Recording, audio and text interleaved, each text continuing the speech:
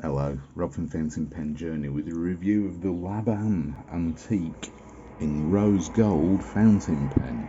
Now, Laban is a bit of a high end, not high end, high end, certainly mid-priced manufacturer of fountain pens. They're Italian, and in general, and I'm going to be honest, I don't really go for Italian fountain pens very often.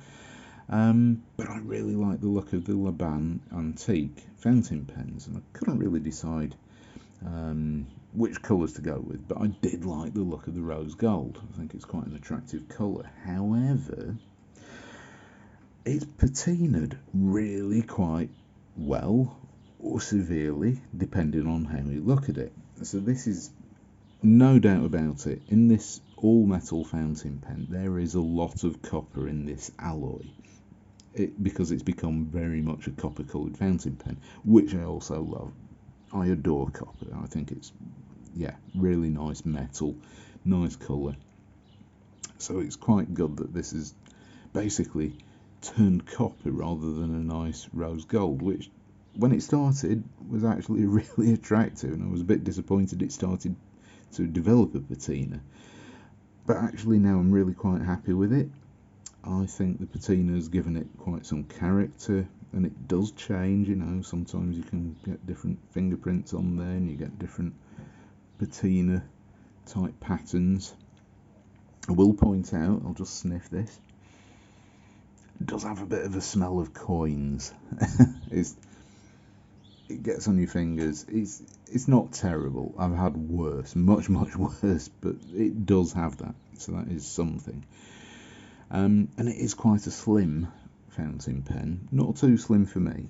Some of the fountain pens, which are definitely slim fountain pens, are really too skinny. This is not one of them, and I like the look of it. To me, it looks very Romanesque. I bought this in 2021. When we moved house, because we moved to a town which is if you like, there's a lot of old Roman connections here, and I just felt very much at home with a lot of the history and things, very ancient history around here, and I just thought, yeah, I could do with something that's a bit Romany, and this actually fits the bill. So the Laban Antique is a nicely designed pen. The clip is quite interesting. It's sprung and hinged down here. So I always like stuff like that. Design is really good. It's a solid clip. There is one powerful spring in there, but it's still very usable, and it slides on and off things very easily. We've got Laban on the cap band, nothing else, and it's an all metal pen. Nice weight to it, not too heavy, but certainly not light. Screw cap, do the usual screw one. So it's about 1 3/4 rather. We have a matching metal section, which isn't slippery. It is a little bit on the polish, but it's a matte finish. It's not too slippery, but of course some people with metal sections, they just do not get on with them. It's long, it's quite narrow, and it does flare out and taper down, but it's really comfortable. And as you can see, the pens are good size, good weight, nice thickness, and it's just really comfortable to write with for a long period of time. There's no cap liner in there, but it screws reasonably well. I would say that these threads are not the best. It does feel sometimes like I'm grinding the cap on. Not perfect, so I may add a little tiny amount of silicone grease to those threads at some point. But overall, the pen is really comfortable to hold, and it does post really deeply. It's it's not very secure. That's the thing. It posts deeply. As long as you don't turn the pen upside down, you'll be fine, because it does post so deeply, and that gives it one hefty weight, which comes down onto this part of your hand here. So it's not back weighted, but it's weighty. However, it does make the front end feel very, very light, and with this pretty small, I'd say number 5 two-tone steel nib, it just feels out of proportion. So uncapped, unposted rather, really good. It comes with a Laban converter, which is okay. It's nothing fancy, it's nothing special. I don't actually rate the Laban converters very highly. It's no better than some of the ones you find in Jinhao fountain pens from China for a lot less money. And now I'm trying to screw this back on. There we go. Found the threads eventually. So all metal threads, all metal bits, all metal. Really nice. Rose gold, but I would say it's definitely more of a copper. Now, do the writing sample. Oop, bash the tripod. There we go. Sorry about that. Everyone's been sick. Now, this is the ink. You'll see what I mean in a minute.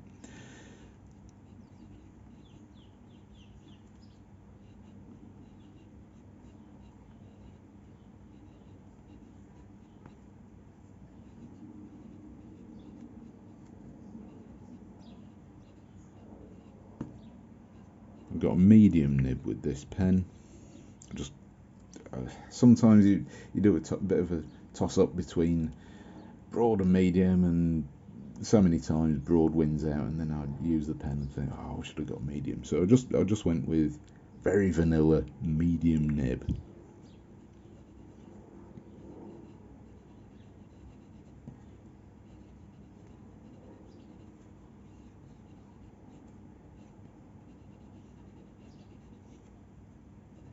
I have a lot to say about this nib as well, so don't think that this is the end of the review by any stretch, because this, for the price, was not impressive.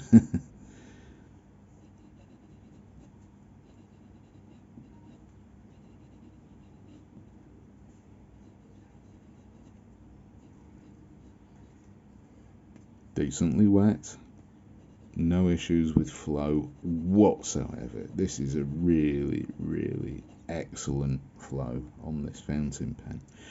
Reverse writing is dry, bit scratchy.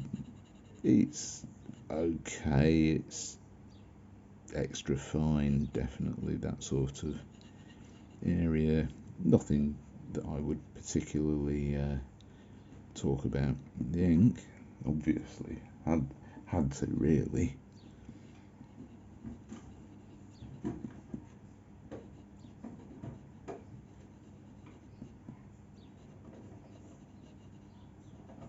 Diamine Ancient Copper. Perfect match for this pen. Really interesting to point out, the hard starts at the L up there.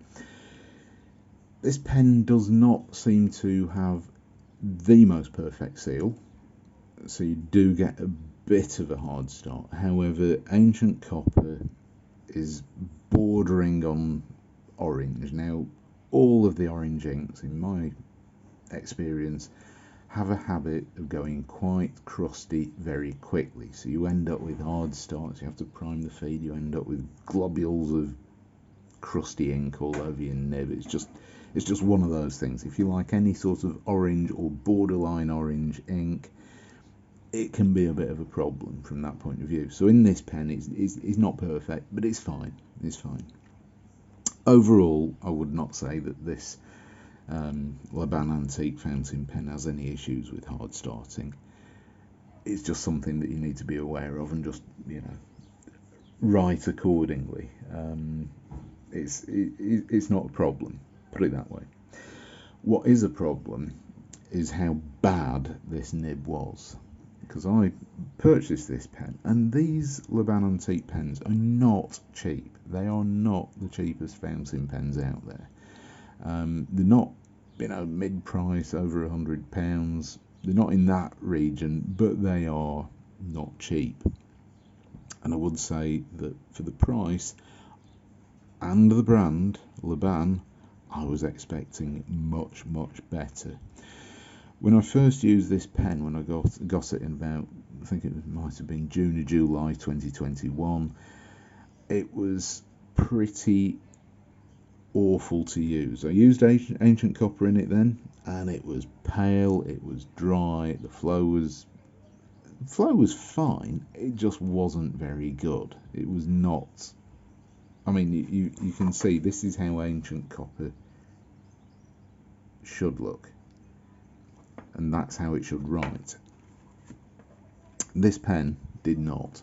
It was very pale orangey brown.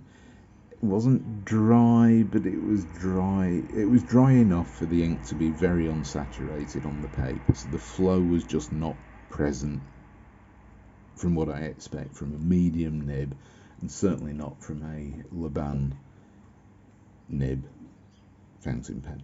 So first off, not happy. So I adjusted the nib. I used brass shim and I smoothed the nib, and it still wasn't great. And I wrote with the pen for a while, and I checked the tones, and I thought, well, they're not out of alignment, there's nothing wrong with it, but it's not right. The nib felt, to be honest, the nib felt like the tines were out of alignment, and they weren't. It was just really, really bad, and I just thought, you know what, I've had enough.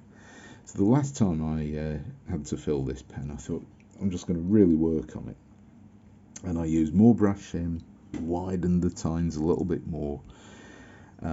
Also tried to jiggle around with the feed a little bit, try and sort of put a bit more of a groove into the feed channel. Very careful doing that if you do decide to do that.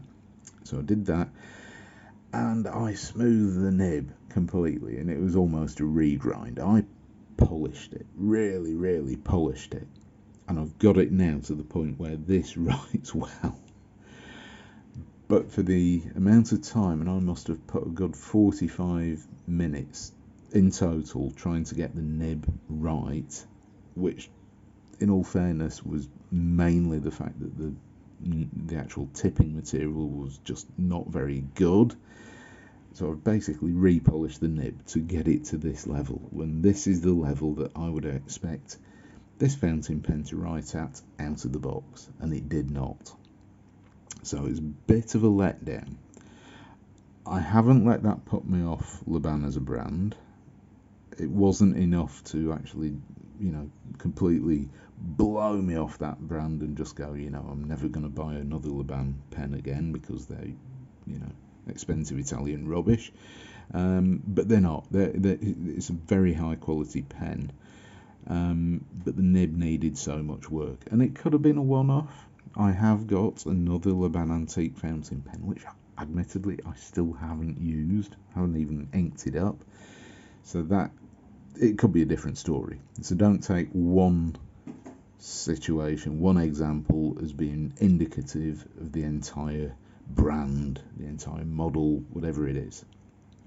I will say that the capping and uncapping to me feels not the best, and I would have expected more at this price from this brand, which is a bit of a shame. It's fine, but it's not as good as it should be. I've got an awful lot of metal fountain pens, and some of them which cost a 70th of this price, this fountain pen, actually have metal caps, metal threads that screw on and off far more satisfyingly, far more comfortably, far more unlike they're grinding away at each other. So there we have it. There's a lot to take away from from my review of the Laban Antique in rose gold, and I hope that you did find it useful.